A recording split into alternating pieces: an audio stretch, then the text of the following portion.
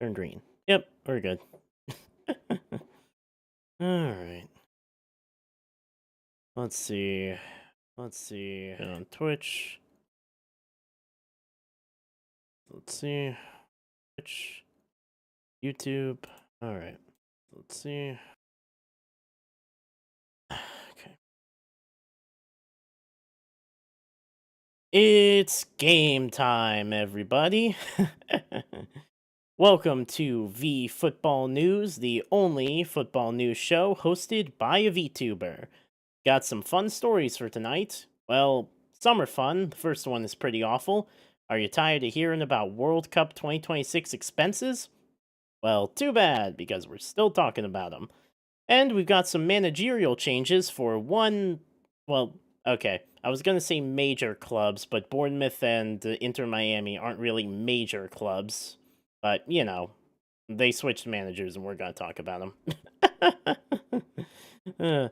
All that and more on tonight's V Football News with Desiderio Ultra. Hello there, Mateus. Good to see ya. Yep, well, it's a news. Yeah, as I said, it's a news stream. Let's see. Yeah, it's pretty much all. Yeah, it's pretty much all I had to talk. So yeah, what was it? Like I said, so yeah, there's some new expenses that have recently come to light for the upcoming World Cup relating to transit tickets. Yeah, what was it? The one place in America where you Yeah, well, the one place in America where you can actually take a train to the World Cup games. It might be too expensive. Goddamn. I'm in a bad mood. The Benfica striker wants to leave. Oh, really? He does? Huh.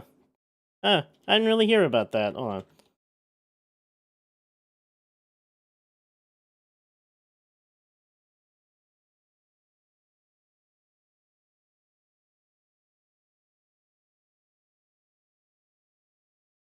Hold on. What's his name? Vangelis Pavlidis? Is that who you're talking about? Or am I thinking of someone else? Yeah, well, is it like I said? I don't watch a lot. I don't watch a lot of Portuguese soccer, so I'm not totally, yeah, caught up on what was all the players over there. So yeah, man, sucks. Oh man, yeah. I mean, it always sucks whenever what was it? One of your team's star players wants to leave, but like, it's Benfica. You know he's not gonna stick around forever, right? That's kind of the whole point of playing for Benfica. So yeah, what was it? It sucks, but hey, bound to happen. Uh, so yeah, what was it? So yeah, let's get. Oh wait, hold on. Oh crap! What the hell?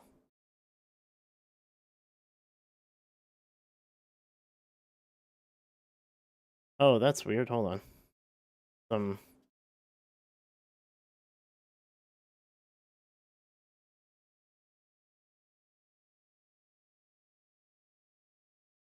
I kind of saw this coming. Wait. Oh, it's coming. Wait. Oh shit! Am I back? I think I'm back.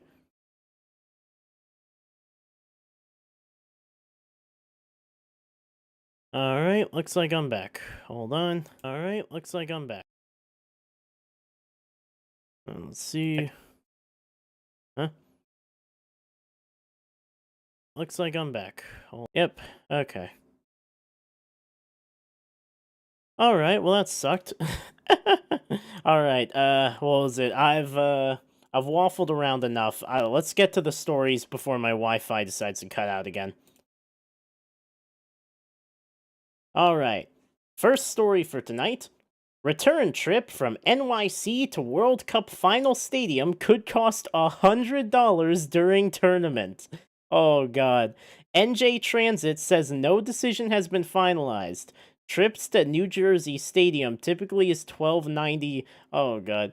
So the one place in America where you can, what was it? Where you can actually take a train to the World Cup stadium, and the tickets are going to be too expensive for most people to afford it. Oh my god. That just crap.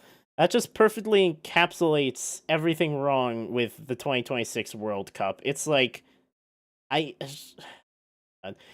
whoever the script writers are need a freaking award for this. What the hell? Oh good. So yeah, what was it? This article comes to us from The Guardian, written by Guardian Sports, so I guess no one in specific. Let's see. Train tickets from New York City to MetLife Stadium, the New Jersey site of eight World Cup games this summer, are set to increase sevenfold to more than $100 during the tournament, according to a new report. Oh crap! I've talked about this about a million times, but I love bringing it up. Well, I didn't bring it up; the article did. But yeah, whenever people talk about the World Cup venues, they always say that the final is going to be hosted in New York, or they say like New York slash New Jersey. No, the World Cup final is not being held in New York. It's being held in MetLife Stadium, which is in New Jersey, specifically an area called East Rutherford. Yeah, what was it? It's one of those parts of New Jersey that's close enough to New York City that it can, pretend to be part of New York, and, not many people really call them out on it. Oh, crap, yeah. But I call them out on it. I won't let them live this lie. Oh, crap. So yeah, what was it? Back to what's important. Oh, crap. So yeah, what was it? Oh crap! What the hell? All right. So yeah, back to what's important. Yeah. So the one place, like I said before, the one place in America where people could reasonably take a train to the World Cup venue, and it appears as though tickets are going to be increasing to an insane amount, sevenfold to $100 a ticket. God damn. Ay, I mean, what was it? They're doing dynamic pricing for the tickets, and now they're doing dynamic pricing for the actual game tickets. Now they're doing dynamic pricing for the train tickets. God damn, this shit is getting out of control. Oh man, someone needs to put a stop to this dynamic pricing shit. The Athletic reported New Jersey Transit's plans for the ticket increase on Tuesday, citing sources familiar with the public transportation provider. NJ Transit told Fox 5 New York that the price has not been finalized. A decision is expected in the coming days, the Athletic report said. Okay, so don't panic too much yet. Okay, it's saying that it could be $100, but they haven't decided yet. Hopefully, if we make a big of a stink, a big enough stink about this, if we, hopefully if we complain enough to NJ Transit and, threaten to kill them or whatever if they do this, in Minecraft, of course, then hopefully they will decide not to go through with this, because this would just be the oh my god, this would just be an awful decision. This would, oh my god. I feel bad for anyone, coming to a, what was it, coming from another country to like watch the World Cup this summer, because it is just oh god, what was it? They're gonna be totally broke by the time the tournament's over. This is just ridiculous. Ay.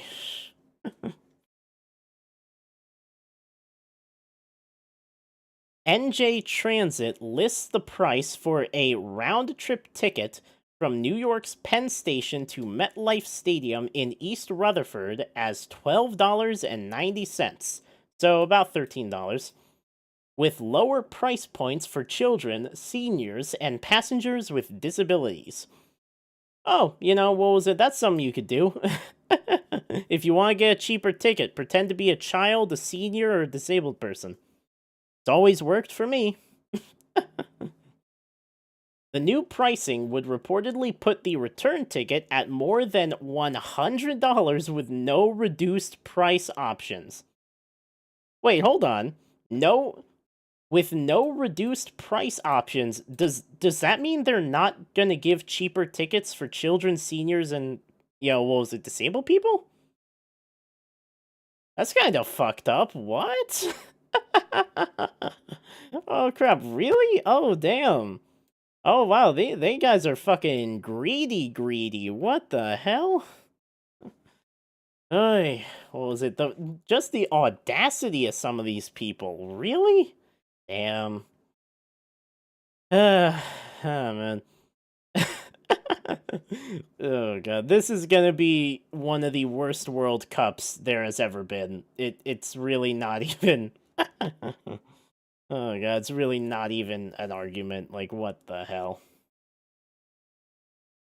The cost of transit has been a much discussed topic ahead of this summer's World Cup, alongside the sky-high prices of match tickets for fans. The Massachusetts Transit Authority has raised its prices for travel from Boston to Foxborough Gillette Stadium from $20 to $80. Oh, God. Oh, God. Now, I don't know much about Gillette Stadium. Okay, I've never been to Boston, so I didn't hear about this. But yeah, this is also pretty crazy. What was it? That's a 4 times increase? God damn. The Athletics report came a day after Mickey Sherrill, the governor of New Jersey, who took office earlier this year. I've never heard of this guy before.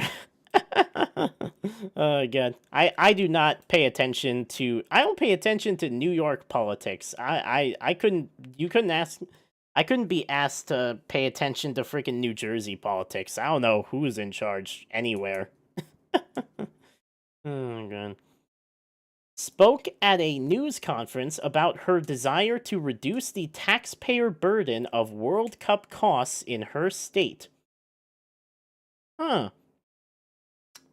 That might not actually be too bad. What was it? Yeah, what was it? Lower the burden on taxpayers, let all these stupid foreign rich people, Yeah, let all these stupid foreign rich people pay inflated prices. Oh, crap. Yeah. This is actually kind of a great strategy now that I hear it like that. Damn. All right. What was it? Maybe Mickey Sherrill is smarter than he gave her credit for. When I came into office about 2 months ago, I immediately got to work on the World Cup. Really? You got into office. You became, was it the governor of New Jersey? And the first thing you did was start working on the World Cup. I feel like there might be other more important issues that the governor should be worrying about, but that's just me. Different people got different priorities. Whatever.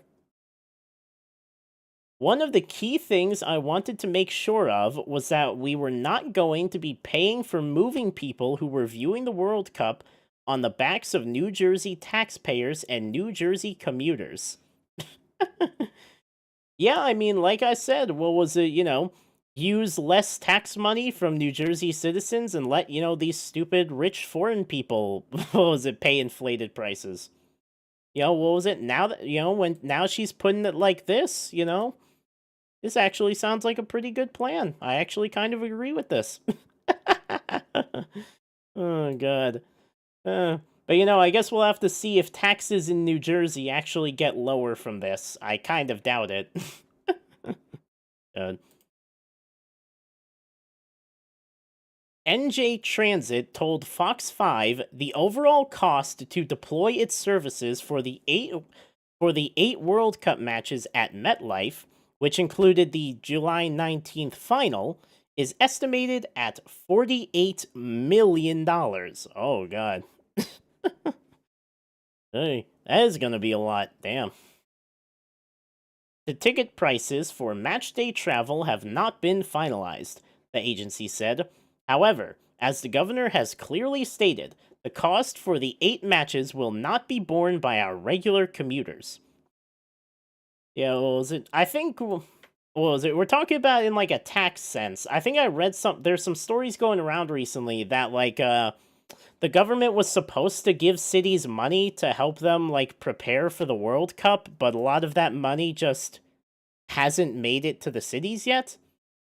I think that might be the real issue here, honestly. I'm not sure I ever talked about it on stream, but yeah, that is an issue that a lot of people in like politics, in these World Cup host cities have been talking about, is that they were supposed to get money from the government, the federal government, to help with preparations for the World Cup, and a lot of the cities just haven't really received the money yet.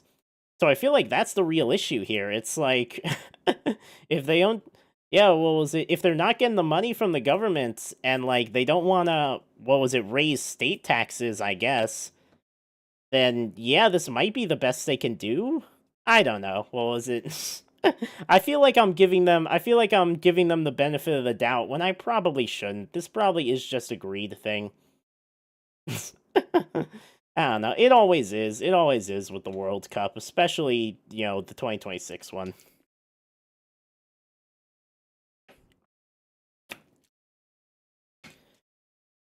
In February, Cheryl announced the cancellation of the planned $5 million fan festival at Liberty State Park in Jersey City. The funds will instead be used to stage smaller watch parties and events throughout the state. Alright. Ah, man, well, is it that does kind of suck, though. Watch parties are always really fun. Or at least they usually are. Yeah.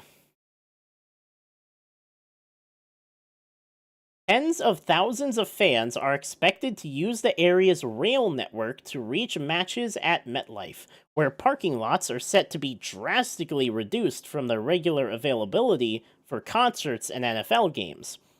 NorthJersey.com reported last month that parts of Penn Station, the busiest transport hub in North America, will be open only to World Cup ticket holders for 4 hours before the start of the 8 MetLife matches. Oh, damn. Oh, man, what was it? I'm so glad I don't live in New York City. I live in New York, but I don't live in New York City. God damn.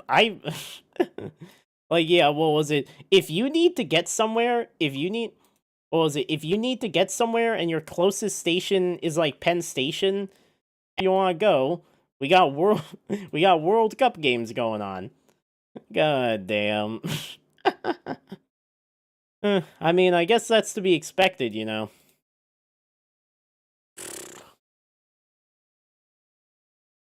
Hey.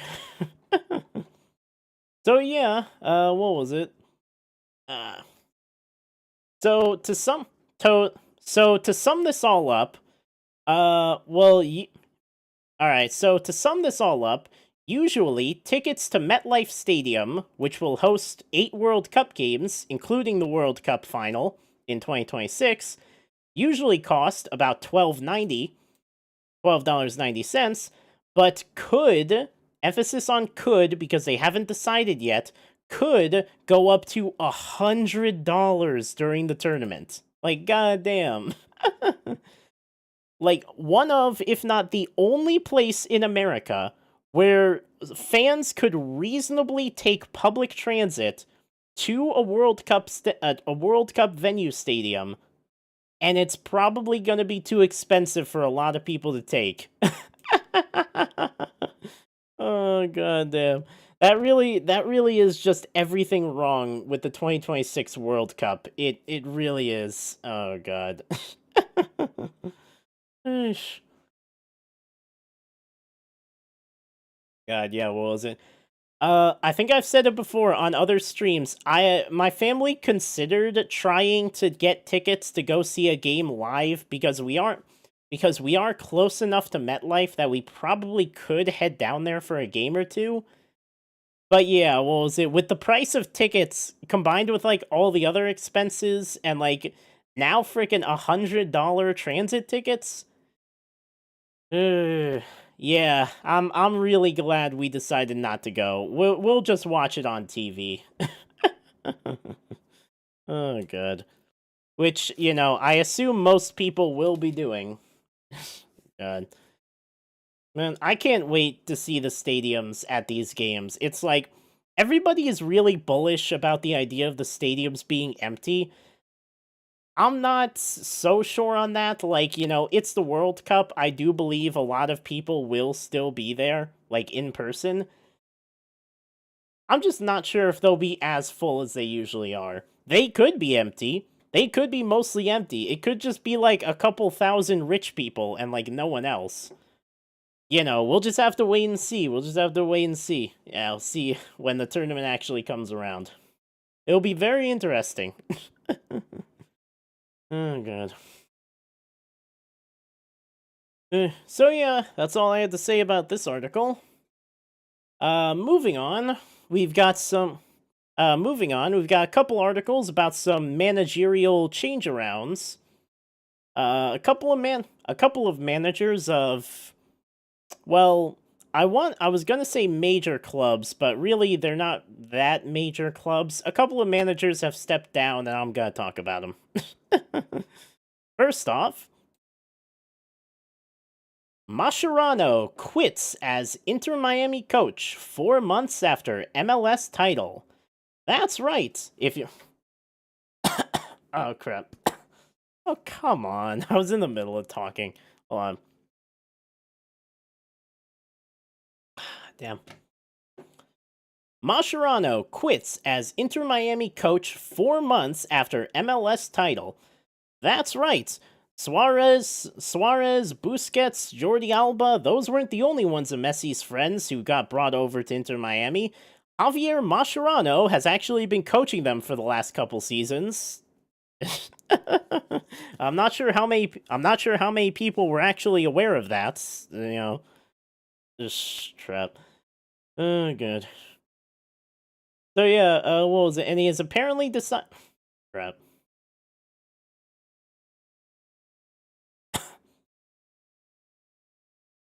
What? Oh crap! What the hell? Alright. Mascherano quits as Inter Miami coach 4 months after MLS title. Yeah, if you're unaware, Busquets, Suarez, and Alba weren't the only ones of Messi's friends who got brought over to Inter Miami. Javier Mascherano has been coaching them for the last couple of seasons, and even won them MLS Cup last season, but has now decided to step down. Let's find out why. So yeah, this article comes to us from ESPN and was written by Lizzie Bercherano. Let's see. Miami. Javier Mascherano has quit as Inter Miami CF. I always forget about CF. I think it's Club de Football or something. I don't know. Javier Mascherano has quit as Inter Miami CF head coach just 4 months after guiding the club to its first MLS Cup title. Oh yeah, what was it? That was Miami's first ever MLS Cup, not just any MLS Cup. Damn. Sometimes I forget how new Inter Miami is. They were only actually created in, was it, oh damn it. Come on. Wait, okay, am I back? Come on, I'm at yellow. Okay. Hold on. Alright, I'm back. I think so. Alright. Come on. Alright. Ah, man. God damn, why does my MiFi always suck? Alright, let's try and get through this before that happens again. Alright. I'm just gonna start from here. Javier Mascherano has quit as Inter Miami CF head coach, just 4 months after guiding the club to its first MLS Cup title. Yeah, what was it? I talked about before. I forgot that that wasn't just any MLS Cup. That was their first MLS Cup. Damn. I always forget that that Inter Miami is a pretty new club. I think they only actually formed in 2018, 19. I think it was 2019. Damn, yeah, what was it? Yeah, they only existed for a couple of years before Messi showed up. Well, what was it? For most people around the world, before Messi went to Inter Miami, they might as well have not existed. don't think I don't think anyone had ever really heard of them before that. Like, goddamn. And then he's only there for a couple of seasons, and they already won MLS Cup. The power of Messi. What can't he do? Oh man. So yeah, what was it? So yeah, what was it? So yeah, Mascherano has done pretty well with them so far, which is why this was a surprise. Miami said in a statement Tuesday that the Argentine coach had stepped down for personal reasons. Okay. So, I don't know, what was it? I don't know if this is just like so yeah, I don't know if they're just saying this in order to hide what actually happened, or what was it? If Mascherano really did have some personal reason to step down and it wasn't just, poor performance. Mascherano officially communicated his decision to the club following Saturday's 2-2 home draw against the New York Red Bulls, a source confirmed to ESPN. Oh, yeah. Drop. Yeah, that was yeah, what was it? I didn't watch this game. Yeah, what was it? It's kind of hard to watch MLS games because I don't have, what's it, Apple TV. I had it for one season, the first season Messi was playing for them. But yeah, what was it? I just didn't think it was worth it. When I do want to watch MLS games, I use other methods. Wink, wink, nudge, nudge. The club said that Guillermo Hoyos will take over as head coach for the first team for the upcoming matches, moving over from his current role of sporting director. Interesting. I want to let everyone know that for personal reasons, I have decided to end my tenure as head coach of Inter Miami CF. Mascherano said in a statement. That my voice did not sound anything like Mascherano there, but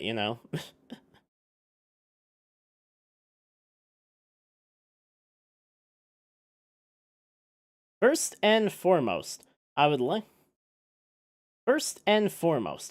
to thank the club for the trust they placed in me.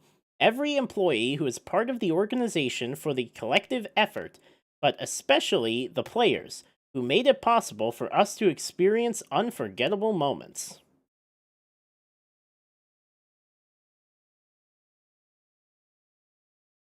So yeah, let's see here. Here's him with some of the other players.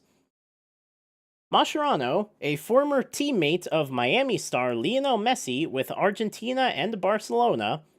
Yes, we all remember.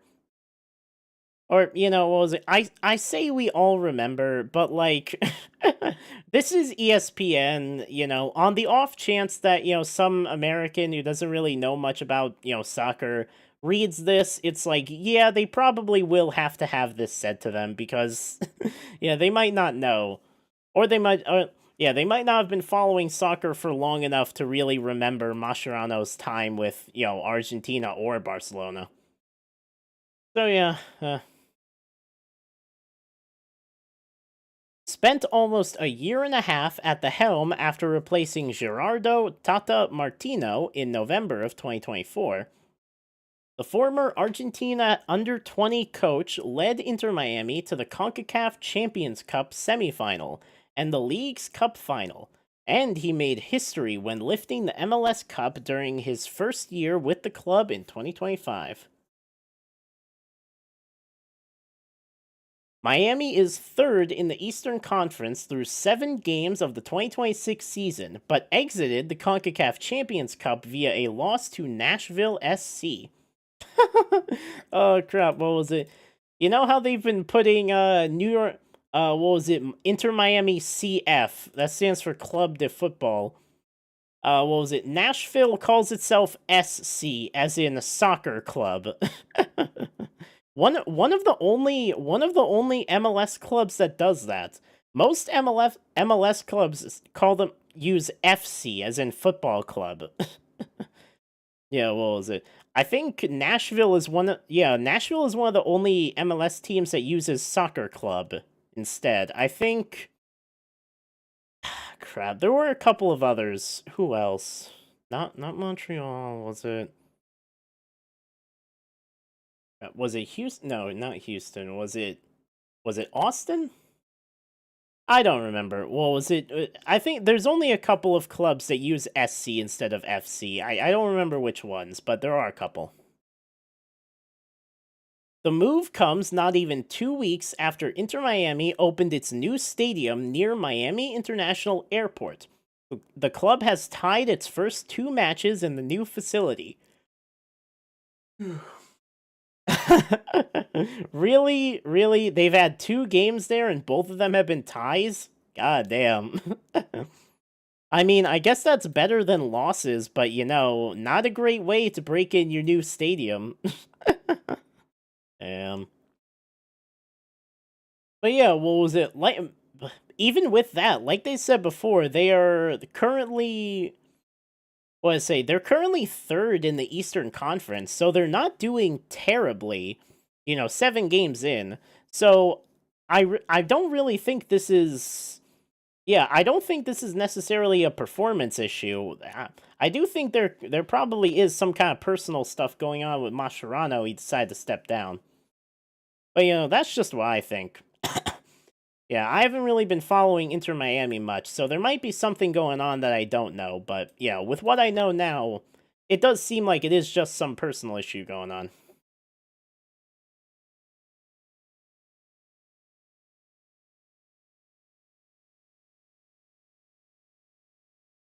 Javier will forever be a part of this club's Huh? Hold on. What the hell? Give me a second.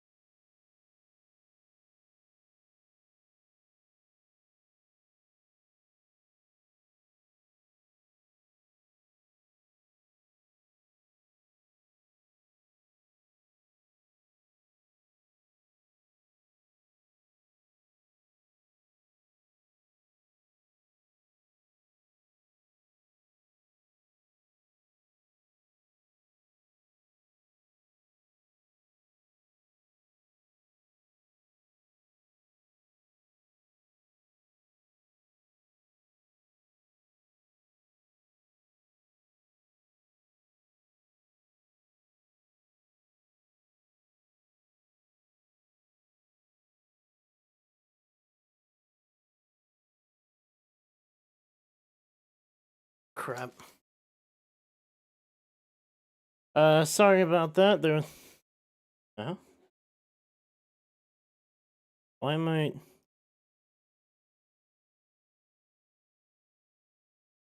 Alright, sorry about that.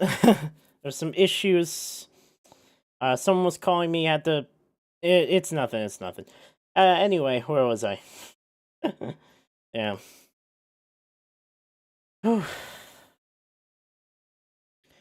Javier will forever be a part of this club's history and will always hold a special place in the Inter Miami CF family. Inter Miami owner Jorge Mas said, not only for being a key part of unforgettable achievements, such as winning the MLS Cup and the team's historic performance at the Club World Cup, but also for the example he set through his dedication and daily work leading the team. We respect his decision and are deeply grateful for everything he contributed, wishing him nothing but the very best in his professional and personal future. So yeah, what was that? I mean, pretty standard, club statement when someone leaves. Crap. So yeah, what was it? It really does seem like Mascherano is just having some personal troubles and he had to leave. Yeah, what was it? There's probably not much to this, really. Hoyos comes into the role after working as a coach and sporting director in leagues across the world, including Liga MX and serving as Bolivia national team head coach. Oh wow. How was his stint with Bolivia? Yeah, what was it? I don't follow the Bolivian national team, so I wouldn't know. Oh, dumb. I think it'd be hilarious if I looked up his time with Bolivia and it was like some of the worst time in their history. Oh god, hold on. You know what? I'm gonna do that. Hold on. Inter Miami Hoyos. Guillermo Hoyos. He has a very fun name to say, Hoyos.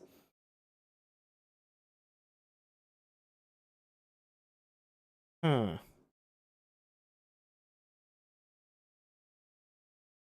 Crap. See, Bolivia. Huh. Not actually finding anything. Eh, whatever. I'll look it up later. Chief Soccer Officer Alberto Morero will assume Hoyo's previous responsibility as sporting director of the club. Wait, so they're just moving everybody one position over. So Mascherano left, and so this Hoyos guy is becoming the coach. He used to be the sporting director. Now, who is it? The chief soccer officer, this Morero guy, is becoming the sporting director. So who's gonna become the chief soccer officer? Is it just gonna be the next person in line? Like, what's the line of succession here? Who comes out? What was it? If this, if Hoyos has to leave, then who becomes chief soccer officer after? No, then who becomes sporting director after Marrero? I don't know. I don't know. So yeah, what was it? Like I said a second ago, it really doesn't seem like there's that much to this. It's like, Mascherano was doing fine as Inter Miami's coach. Now some kind of personal issues have come up and he has to leave. Yeah, what was it?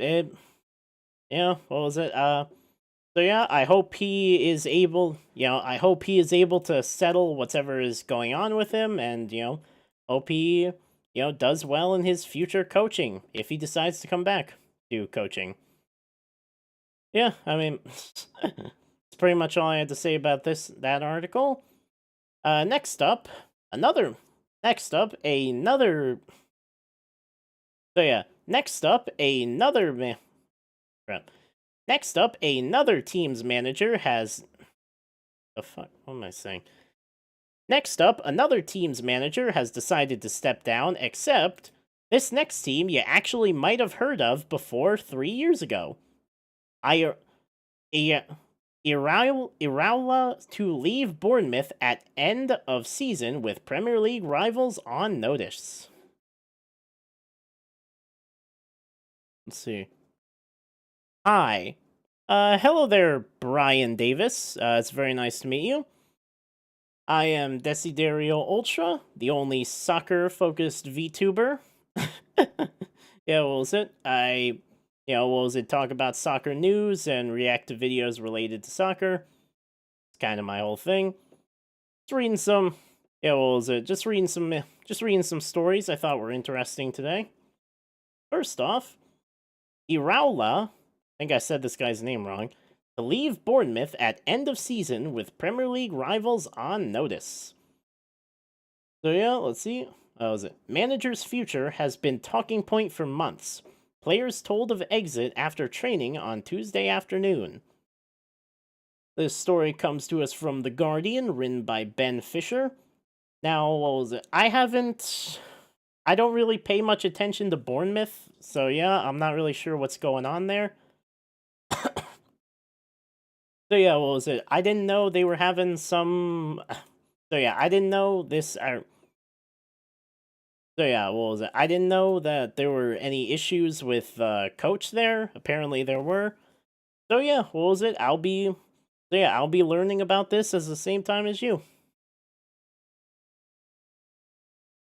Andoni Iraola has informed Bournemouth he will leave the club when his contract expires at the end of the season.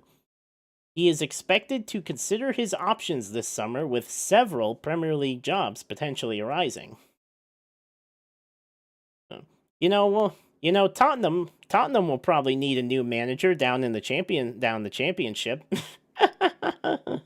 Oh god, they're gonna need a new coach, definitely. Oh god. What was it? You see Tottenham are in freaking 18th place last time I checked.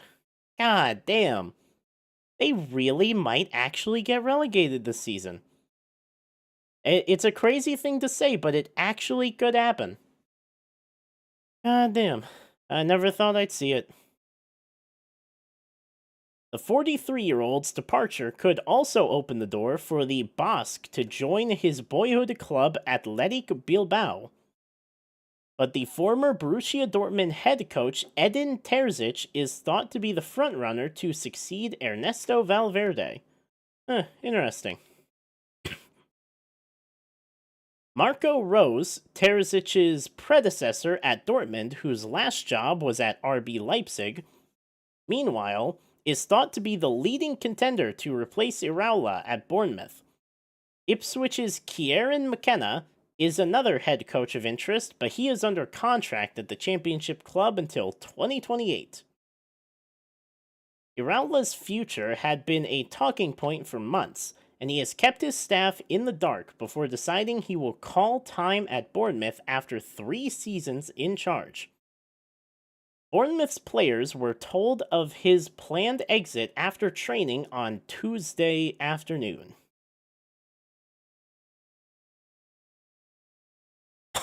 Oh, crap.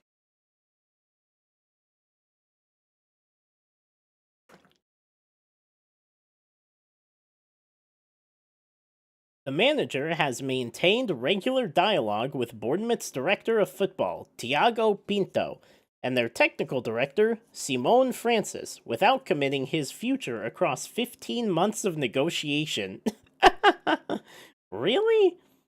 What was it? They've been negotiating for 15 months and only now he's decided he's leaving? Oh, God. Damn, Bournemouth must have really wanted this guy to stick around. Like, god damn, you're talking to him for 15 months? Man, I don't know how you can argue about something for 15 months and not come to some kind of what was it? And not come to some kind of, compromise that makes everyone happy. But what was it? I don't work in, what was it, soccer club management, thankfully. Well, I say 15 months is a long time to not come to some kind of compromise, but honestly, To be for real, what was it? Some disagreements last for like, what was it, years, honestly, even hundreds of years. So, that might not actually be too bad now that I'm thinking about it. Iraola, who joined Bournemouth in June of 2023, said in a statement released by the club on Tuesday, "I feel this is the right moment for me to step away, but I will always carry fantastic memories of this club." Bournemouth's owner and chair, Bill Foley, said, "Andoni has been instrumental in shaping the direction of this club.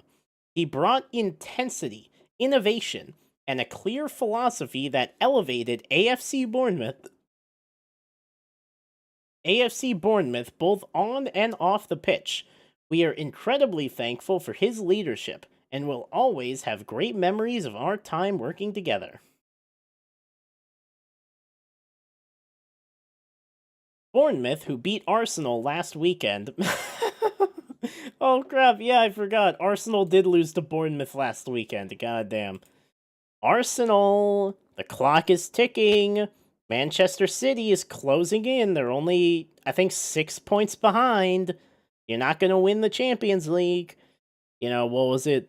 The Premier League is the only trophy you can still win this season. You gotta lock in. If you want to actually win a trophy, you gotta lock in now. Because Manchester City is closing in again. What was it? Goddamn. I'm sorry, but if Arsenal really does bottle the league after they were talking about winning a freaking quadruple not even a month ago, I'm sorry, we got no choice but to clown on them, because that is the most embarrassing shit I have ever heard of. What the hell? That would be one of the most spectacular bottle jobs since Arsenal's last bottle job. God damn.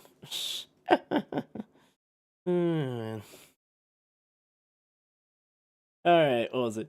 Bournemouth, who beat Arsenal last weekend and are pushing for their best Premier League finish, had hoped to retain Iraola, believing there was scope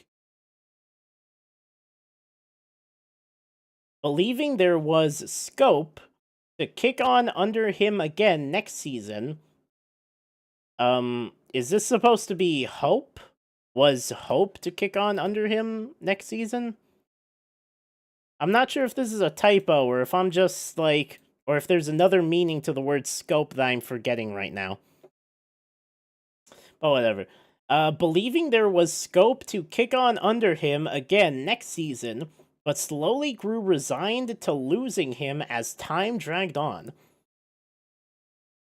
All parties recognize the need for clarity before the end of the season, and Bournemouth are accelerating moves for Iraola's successor, and an appointment could materialize in the next fortnight.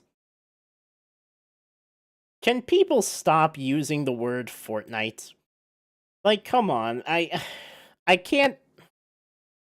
I hate that I have been conditioned to think of that stupid fucking game every time I hear this word. Stop saying Fortnite.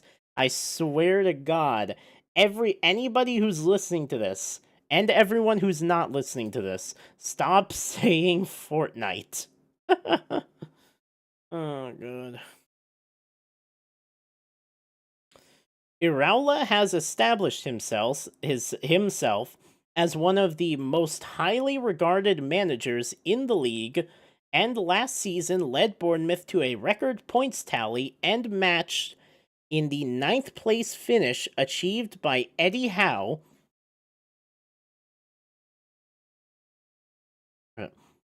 And matched the ninth place finish achieved by Eddie Howe in 2016-17. Last summer, Iraola helped Bournemouth seamlessly absorb the sales of key players Dean Huijsen, Ilya Zabarnia, Milos Kirkes, and Dango Altara, and midway through the season, Antoine Semenyo for combined fees of more than $250 million. Goddamn. Or no, not dollars. I think that's pounds. Yeah, that's pounds. God damn. You a team losing $250 million worth of players and still managing to do pretty well. Yeah, I mean, what was it? That is impressive. Give this guy his flowers, man. That's not an easy feat. Damn. Iraola, a former fullback, made 510 appearances for Athletic, who have been stepping up their search for Valverde's successor in recent weeks. Iraola recently acknowledged he is a supporter of the club, but has previously intimated he would prefer to keep his legacy after 12 years there as a player. Interesting. Hmm. I guess that's an interesting way to look at it. What was it? Everybody wants to coach, at the club that they played at for so long. You play for 12 years at a club, a lot of players would, jump at the chance to, become that club's coach. But, what was it? Wanting your legacy to be your, as a player there? And, like, because what if you go there and you're, like, an awful coach and you just totally. What if you get the team freaking relegated or something? And then whenever fans of the club think about you, they're not going to think about the 12 good years you gave them as a player. They're going to think about the shit years you had as the coach. Because that's more recent. God damn. Was Iraola actually good for Athletic? I'm not sure. What was that? I think that was before. Yeah, I think that was before I would really remember. So I don't even know if he was good for Athletic. I don't know. I mean, if you play for the same team for 12 years, you're probably not bad. So yeah, he probably played fine. So yeah, giving a club 12 good years as a player, what was it? Then giving them like a couple of awful years as a coach. Yeah, that probably would ruin your legacy. Yeah, I understand. I understand where he's coming from. Crystal Palace expressed their admiration for Iraola after Oliver Glasner confirmed in January he will leave Selhurst Park at the end of the season, but Iraola is expected to attract the attention of bigger clubs.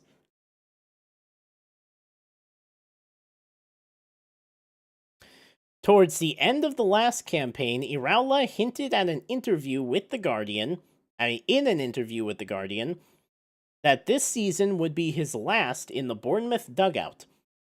Sometimes there is a moment after some seasons where you feel maybe the message does not go the same way to the players in the same way. I you know what? He's Spanish. I'm not gonna make fun of his English. clearly, he needs a bit more work. I'll not make fun of him. That's all I'll say. Normally, managers like to feel these things and make decisions according to the moment. So, does he feel like the players aren't really listening to him anymore? It seems like that's what his issue is. Weird. Bournemouth's next game is against Howe and Newcastle at St. James's Park on Saturday. Howe has never beaten his former club as Newcastle manager. Damn. Damn, what was it? So they're a bogey club for them. All right.